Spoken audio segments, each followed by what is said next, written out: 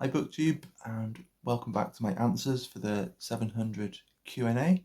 I'm just going to carry on from where I left off, and I've moved around a bit just because the lighting was a bit odd. I think it must look like I was glowing in the last video, but oh well. The next question is from Dia from Novel Idea, another great booktuber, and Dia says lots of really nice things, and then asks, what do you think it is about poetry that strongly draws you to it, and do you have a favourite poetry collection or poet? So yeah, thank you, Dia, for the comments and for the question.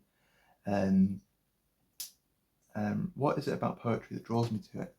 I think when I was kind of studying poetry, I liked the fact that it was more or less all on one page or maybe a couple of pages, and that you had this room around it, so that, you know, when we were studying it, we were annotating and writing notes around it, and you were just getting really, really engaged with something that took up, you know, next to no space. And yeah, just the fact that you can get so much out of, you know, compared to a novel, you know, not really that much in terms of word count. So that's definitely something that I really liked. And as well, I just love language being used, you know, just so musically. And so I love, you know, when it was sort of the older poetry, I loved the way it sounded. And then it took me a while to get into more modern poetry, and I've kind of come to the opinion that it's easier, you know, it's easy to write poetry that just sounds bad, whether it, you know, if you're rhyming or if you're not rhyming. So you can kind of tell if a poet is actually working really hard, and it doesn't necessarily have much to do with the actual form of the poem. So that's a bit of the first question. As to whether I have a favourite poetry collection or poet, the favourite poetry collection thing is quite hard. I think every time I think about this kind of question, because it's the kind of thing I ask myself all the time, and I always come up with different answers.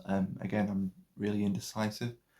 And I think it's because, particularly with poetry, the thing you're kind of assessing when you read a poet is the poem, not necessarily the book of poems, although you can.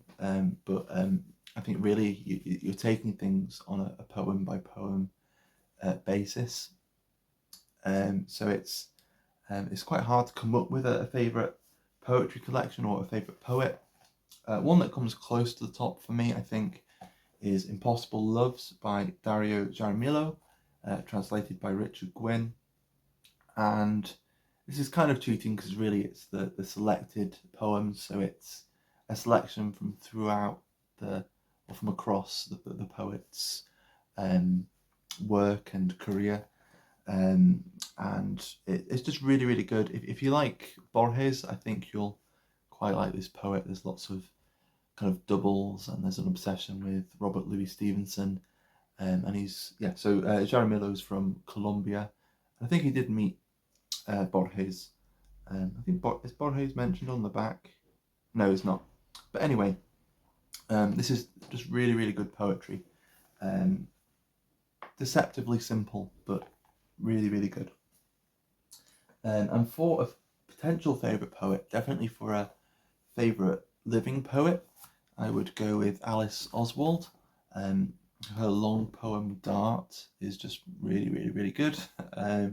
It's nature poetry, but it's not. I don't know. It's not kind of airy fairy.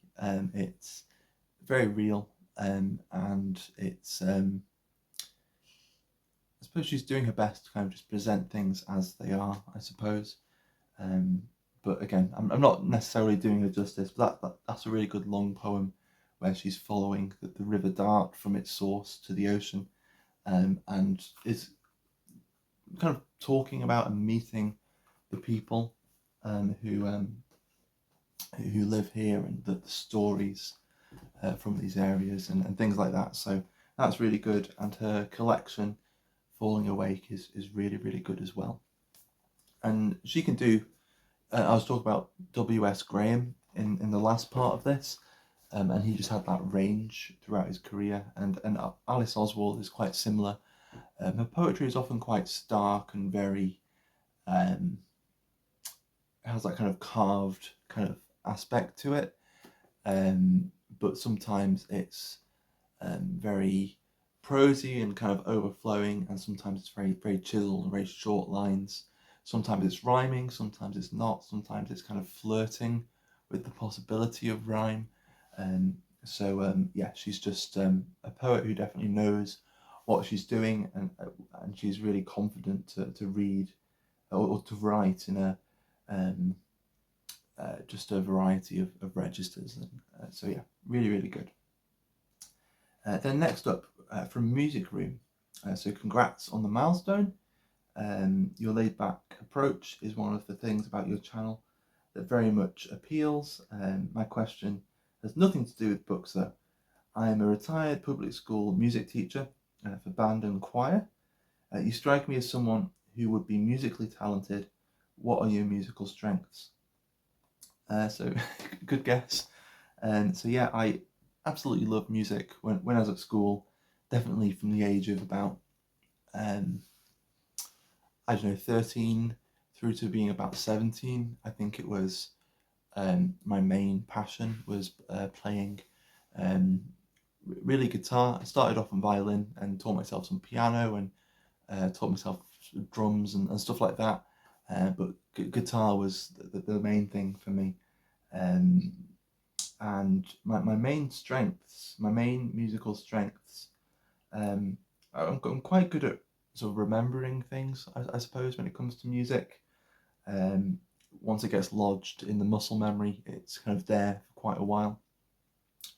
And I think as well that there are a lot of, like, definitely a lot of guitar players and a lot of electric guitar players who just love to show off and just love to go 100 miles an hour and just kind of take over the song.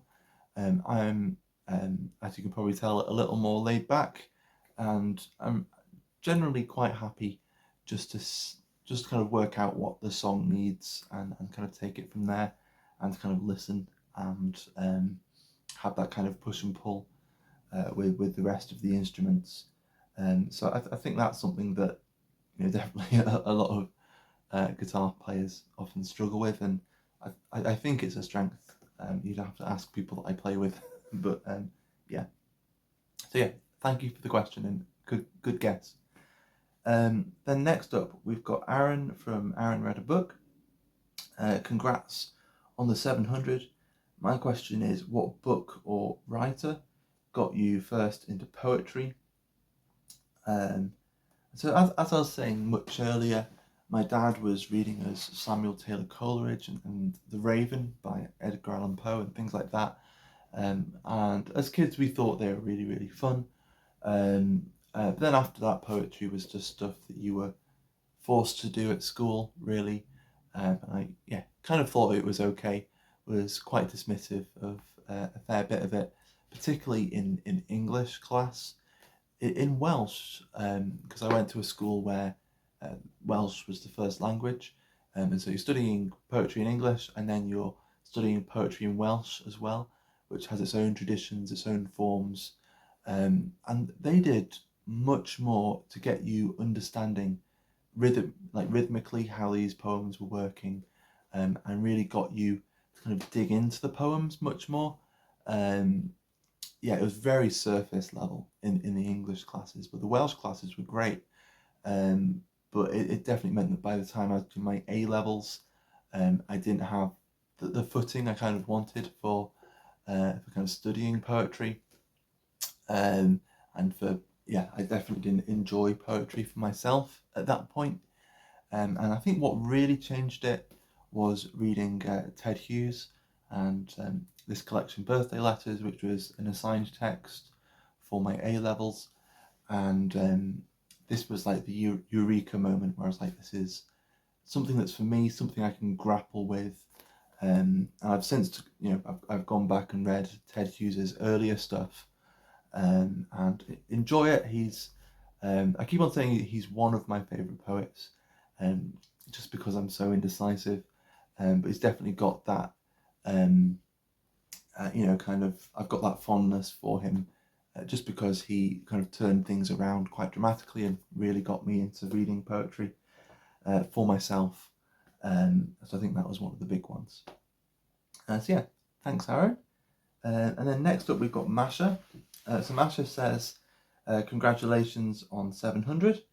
I have many questions. What would be your dream job, and what do you do for a living? Your favourite travel destinations and why? What are your tips for getting out of a reading slump? What do you enjoy doing besides reading? And if you know, what is your MBTI? And Masha is guessing that I'm a INFP. So I'll do my best to answer these. So the first question, what would be my dream job and why? Is that it? Yeah, my dream job and what do I do for a living? So for a living at the moment, I work in the disability and access department in a university, and I'm just the office administrator. So I'm just dealing with a lot of paperwork and stuff like that, really. So that's what I do for a living at the moment. What would be my dream job? I don't really know. As I was saying a little earlier, I would quite like eventually to get back into academia. I flirted with the idea of teaching for a while, but I don't know. I don't want to be teaching people who just don't want to be there. So that's kind of what put me off, like secondary school teaching. Yeah, my dream job, not 100% sure, trying to work it out. But as long as I still have time to read and I still have time to write and just be creative generally, then I'm not overly fussed. But yeah, I would quite like to work that one out. And then a favourite travel destination, absolutely love Haworth. I realised the last time I was there that it's one of my favourite places in the world. I was talking about it actually with my sister and a friend earlier. Yeah, a great area of the world. And it's just the landscape and obviously the Brontes as well. And I think as well, so I've lived in Wales since the age of 5. Before then, my family's from near Stockport, so not too far away from Manchester. And then really Haworth is just almost a straight line up from there. And so there are loads of people kind of from the Manchester area who seem to have kind of migrated up just to kind of get out of the city and sort of be in the countryside. And so there's a little bit of nostalgia, because their accents are a little bit kind of similar to my family's accents, like to my grandparents and stuff. And so there's kind of that element of it as well. Tips for getting out of a reading slump. I don't really know. Maybe just to try something different. Definitely at the moment, I'm not in a reading slump, but I'm feeling like if I'm to carry on in the same vein of what I've been reading recently, then I might end up in one. So I'm very conscious that I need variety, and as well just not to put pressure on yourself as well. I think that can definitely lead people to reading slumps. So yeah, just try plenty of variety and just don't put pressure on yourself, and just read to enjoy it. And if you're not in the mood to read, just find something else that you find fulfilling. It's okay not to read, if that's not what you're in the mood to do. Number 4, what do you enjoy doing besides reading? So yeah, we've touched on this a bit. So I love playing music. I like walking. I haven't done much walking recently, so I like hiking and stuff. When we were last in Haworth, we did some great moor walks. and I like writing, as I've said as well. So that there are some of the things that I enjoy doing. I'd like to get better at gardening. My garden's a bit of a mess, but yeah, there are some of the things that I enjoy doing. And if I know it, what's my so what's that? That is it Martin Briggs or something like that? I did recently do a kind of personality test that was in that kind of vein. I can't remember the letters that it was, but it was definitely more introverted, not actually incredibly introverted, which I was surprised with. Maybe I didn't answer the questions very well. But yeah, definitely more introverted. I put an emphasis on imagination, but I'm not necessarily one to, I don't know, kind of go in my own stride. I'm happy to work out processes and just follow them through rather than kind of pave my own way. So I'll actually put the actual result itself in the comments, but I did do it when I saw that question, and yeah, it was quite interesting. And then I'll do one more before I finish this part, and it's from Kellyanne Mitchell. And Kelly says, congrats on reaching 700 subs. And Kelly is yet another great booktuber. So yeah, check out all the booktubers who are doing this if you're not following them yet. And Kelly asks, since I'm fairly new to your channel, my question is, what are your top 3 books that you would recommend to everyone? Which is quite an interesting question, because it's not just like what are your favorite books to recommend, I suppose, but it's that recommend to everyone is quite interesting. And so I've got 3 books here, and they're very much 3 books to recommend to people, the kind of reading that I enjoy, but it's not just throwing them in the deep end and saying, you know, you have to read War and Peace or Crime and Punishment or Bleak House. It's a bit of a variety here. So the first one is Jane Eyre by Charlotte Bronte, and I think, you know, I think for me that this kind of novel is just like the ideal kind of novel, really.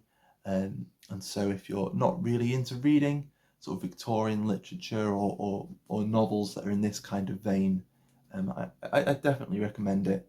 And I'd give the advice that someone gave to me when I first tried reading it, which was just keep going, and just keep going until the thunderbolt hits the tree and splits it in half. And I'm sure that by the time you get to that point, you'll be absolutely hooked. And it's just got so much that I love in literature in it. It's got some great ideas in there. It's got great characters in there, and it's got great it's got great atmosphere, and it's definitely in that Gothic tradition. So I'd recommend that. I'd also want to recommend something just a little more fun, and so I'd really recommend Sherlock Holmes. If you haven't read any Sherlock Holmes stories, then yeah, they're just so delightful, and it's just a great world to be in. That it's that kind of reading that I read just to calm down and just to fall into this world and into whatever mystery that they're working on, and the short stories as well. So you can just sort of dip your toe in, really. You don't have, it's not as big a commitment as something like Jane Eyre. And the other one that I'd recommend to anyone as well, and this will be one where it's a little closer to the deep end, but it's a recommendation where I'm like, this might surprise you. You might actually like this much more than you do, and that's The Odyssey by Homer. And this is the Emily Wilson translation, which I really like. And it's just a great, gripping story with, again, fascinating characters, some really funny encounters, some scary encounters. There's definitely lots of tension and intrigue in it. And if you're kind of intrigued about the history of storytelling as well, I think this will really captivate you. So they're the three that I would recommend just to anyone as a kind of blanket recommendation.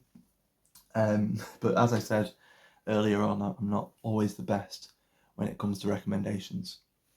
So there we go. We've got, there's still a handful of questions left, but I think I'll be able to cover them in one more video. So I'll leave it there, and I'll be back for part 3 in a little bit.